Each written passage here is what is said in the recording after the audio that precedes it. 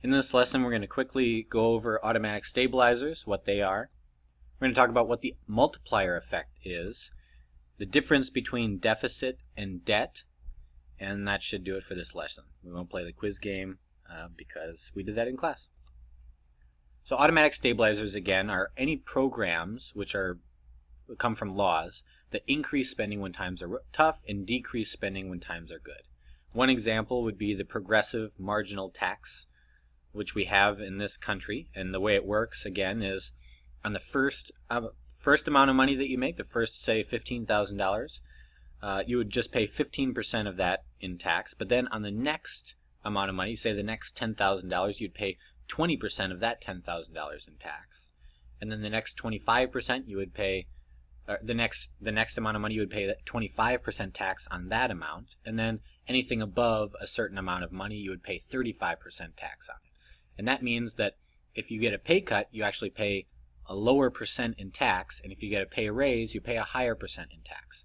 And this helps slow down the losses in aggregate demand, because if someone gets paid less money, they also have to pay less taxes, so they can still spend a little bit more than otherwise. And if someone gets a big raise, instead of increasing aggregate demand by a lot, it will just increase it by less because they're paying more in taxes. So it's a way to automatically stabilize aggregate demand. Other examples of automatic stabilizers include unemployment insurance. So if someone loses their job, they are automatically eligible to get money from the government to help them during that time, and they automatically qualify for that program, and it helps them continue spending money, which helps keep aggregate demand up. And Social Security is for people who are retired.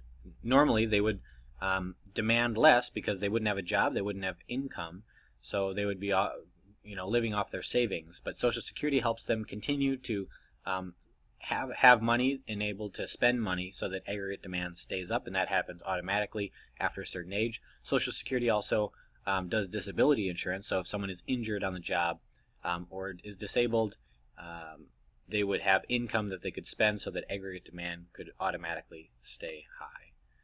Medicare and Medicaid, same deal. You qualify for it, and it's a way that the government helps you pay for medical care that you might not otherwise be able to pay for, and helps keep aggregate demand up automatically. And food stamps, or SNAP, is a program that you automatically qualify for, and it helps you continue spending money to keep aggregate demand up when times are tough. The multiplier effect is the idea that for every dollar spent, some of it gets saved and some of it gets re-spent. So if you imagine someone going to a store and spending money at that store, the owner of that store will take that money, save a little bit of it, and then probably pay his workers in their wages, or buy some new merchandise from a company, buy some more candy bars from a company. And so that money that you spent in the store gets re-spent again. And actually, if the store owner pays their worker their paycheck, then those workers are going to spend that money in another store, and then that store will pay its workers. And it's all the same money getting spent, some of it saved, but then most of it re-spent. So take a look in your book on page 281 to see an example of how that works. And then as a practice, in class we wrote our own example. So the difference between deficit and debt is pretty important to at least have an idea of what the two terms mean. And they're going to be really important for you in your future lives, because the debt, the national debt, is going to be our responsibility. As we age, we are the ones paying back the money that our government has borrowed to spend. So a deficit is the difference between revenue or income and spending. So how much does the government take in taxes, and how much does it spend on programs? In 2014, our gross domestic product for the U.S. was about $17.4 trillion, a lot of money. But our income, the government income at the federal level, was about $3 trillion. So of that, all the money in our economy, $17.4 trillion, the government taxed about $3 trillion of it. But the government spent on its programs $3.5 trillion. So if you'll notice, there's a difference of about 0.5 trillion or 500 billion. It's actually about $483 billion that we spent that we didn't earn in income, so we had to borrow it. And that is the deficit. It's the difference between how much we took in, the government took in, and how much the government spent that they had to borrow. And here we can see a chart of the deficit over time. We've been in deficit for a long time. Only in the late 1990s, in the year 2000, did we have actually the government having a surplus where the government took in more money than it spent.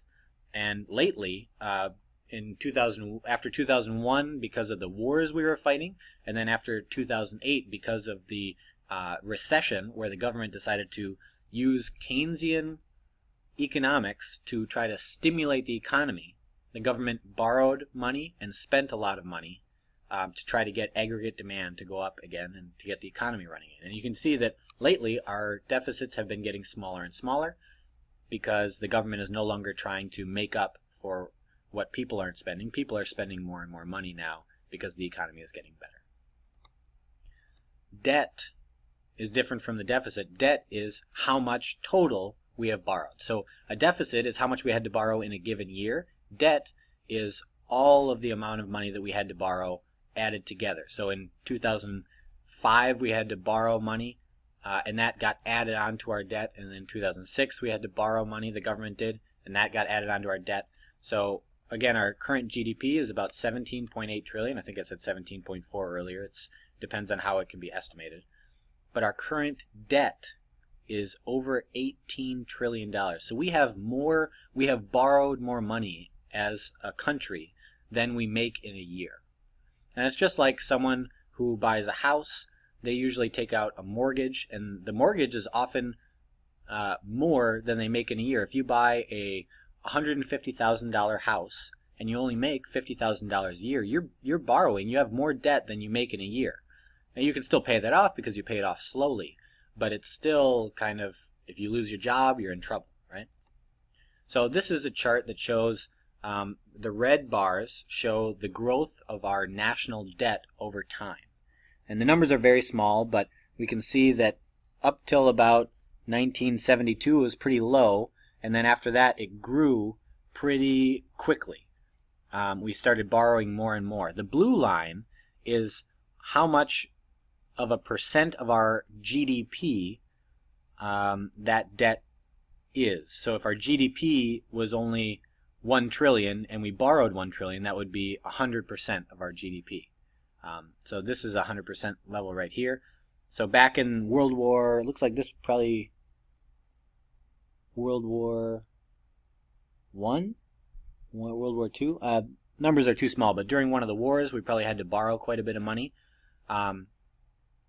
and relative to our GDP. But then it kind of went down, and so we only had a debt that was about less than half the size of our total economy. Now we're getting to the point where our debt is about the same size as our total GDP. We are borrowing as much as our entire country makes in a year, or we have borrowed that much. So what are the risks and rewards of this kind of deficit and debt so that we can do this government spending? Well, one benefit is that it helps increase aggregate demand.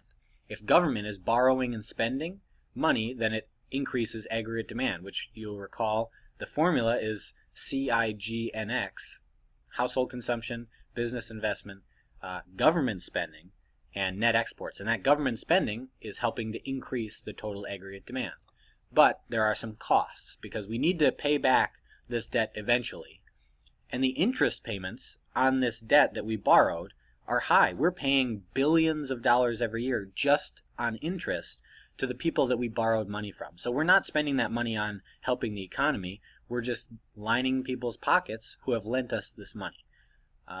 And if interest rates go up, if we need to pay people more money to keep borrowing, we're going to pay more and more money in interest, which could be a drag on the economy because the government basically would take people's money in taxes, and then instead of spending it to help the economy, they would have to pay people that we borrowed money from.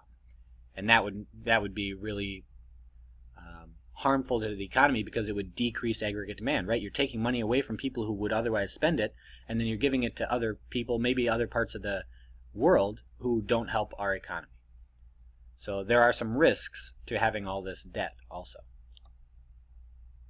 So in class we played a fiscal policy quiz game, and I hope we'll be playing more games like that, and I hope this little review was helpful for you as you think about how fiscal policy works and how debt and deficits work.